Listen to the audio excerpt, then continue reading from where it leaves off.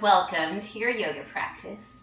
Today we're taking a 10-minute pause to explore more hip work through seeing how far we can get into our lotus pose. The lotus flower is a big symbol in yoga, and what makes it really special is that it submerges itself into the mud, and then every day it arises out of that mud to bloom beautifully. So it's just a really good metaphor and analogy for life and going through struggles and always emerging stronger and beautiful and blossoming. So to start with, 2 blocks are recommended. We'll get into a downward facing dog. We're just going to open up our hips slightly first before we get in. In your downward facing dog, really pressing into your hands, pressing into your feet. And we are going to get right into some hip openers. Taking the right leg up and back, open the hip, bend the knee. Taking that stretch, pressing really strongly into the right hand, descending that right shoulder so that it is in line with the left. Right heel goes towards the left glute, pulling belly button towards your spine, then inhaling back into your 3-legged dog. Bringing your right knee behind your right wrist, settling that right shin down and walking that left foot back. Finding your half pigeon pose. Using blocks if you'd like to rest your forearms. So allowing those hips to open. Take a nice sway side to side here. Protecting that right knee by flexing the right foot. Protecting the back by bringing your belly button towards your spine. Shoulders go down your back and drawing those shoulder blades together. Protecting all those joints. Gaze can be out in front. It can be down at your hands. Your hands can be open, they can be in a prayer pose, whatever works for you. And those back toes are untucked. All right, remove the blocks if you're using them. Plant your hands down, tucking the left toes under. Step the right foot back to meet the left, finding your downward facing dog. Inhaling, that left leg goes up and back, opening the hip, bending the knee, taking that stretch. Pressing into the left hand this time to even out those shoulders.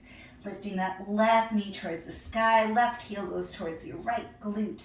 Hugging belly button towards your spine. And then inhaling, 3-legged dog. Bringing left knee behind the left wrist. Setting that left shin down. Walking the right leg back. Oh, I feel it more on this side. And this time taking the blocks underneath your forearms if you want them. I think it feels good. Protecting your left knee by bending that left foot, flexing it. Protecting the lower back by drawing the belly button towards your spine, engaging that core. Shoulders roll down the spine. Shoulder blades coming together. And then gaze can be out in front of you. It can also be at your hands. And tucking those back toes if that feels good. You can also leave them tucked. Whatever works for you. Taking those sways side to side, getting into those hips in a pretty big way.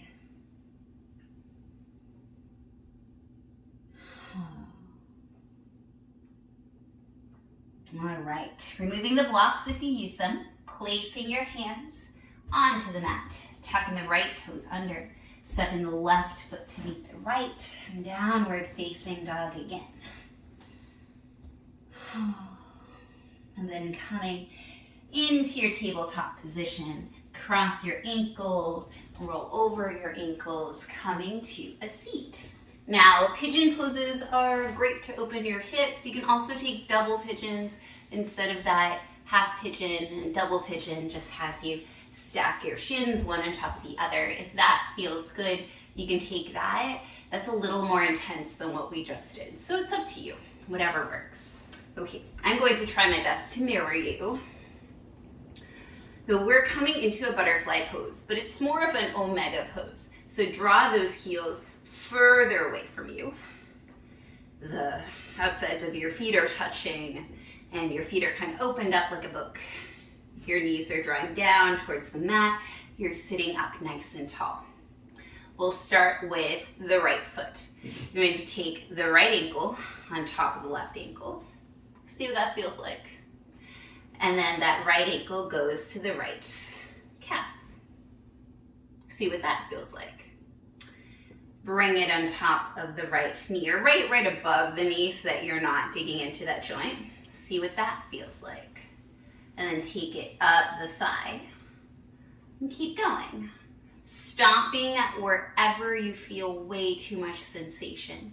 Your end goal is to get into that half lotus pose, which has the outside of your foot right inside of your hip crease. So that right foot is inside the left hip crease, and then you just tuck that left foot underneath the right knee, and you're in a half lotus. Just chilling here if it feels good, or wherever it is that you stopped. Allowing your body to settle. The longer you stay, the more those muscles will start to naturally relax and release. A lot of times we're gripping onto our muscles and tensing them up and we don't even know it. So that's why it's good sometimes to stay in a pose for a long time, because it allows our muscles to catch up and to release. All right, so bringing those legs out in front of you, give them a nice little shake, shake, shake, shake, shake, and then back to your omega pose. This time we'll take the left ankle on top of the right ankle and hang out there. See what that feels like. And you'll notice both sides will be very, very different from each other. Take the left ankle to the right calf. If you want more, take that left ankle on top of the right knee, not directly on the knee, and then start sliding it up the thigh. This is where it's really going to speak to you. And then your end goal for half lotus is the outside, that pinky side edge of the left foot is in the right hip crease, tucking that right foot underneath the left knee and holding here. Both feet are flexed, that way you're protecting the knees. Awesome, cool. So returning to the first side, going through, bringing that right foot to all the steps, finding your half lotus, and then if it feels good, you can start to take that left foot into the right hip crease, finding a full lotus. Flexing both of your feet. Maybe you wrap your left hand around to reach your left foot. Mirroring's hard. And then your right arm wraps around to grab your right toe, and then you can bind. This is a little tough. And if you want, you can descend forward any amount. All right, other side. We do one side, you must try the other. Releasing those legs, extending them out in front of you, giving them a nice shake, shake, shake, shake, shake, shake. Back to your omega pose.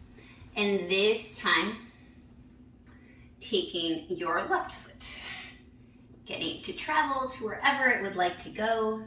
If you get into your half lotus on this side, try your full lotus, bringing that right foot inside that left hip crease. And again, you can try the bind, taking the left arm to the left toe and the right arm to the right toe. Getting a nice little bind there. It is not required. It's called a yoga seal. So you're sealing your practice. And then if you would like to seal it even more, coming forward, bowing forward, forehead touches the block, a block, or the floor. And then coming back up, extending those legs, giving them a nice shake. Shake, shake, shake, shake, shake, shake, shake, shake, shake.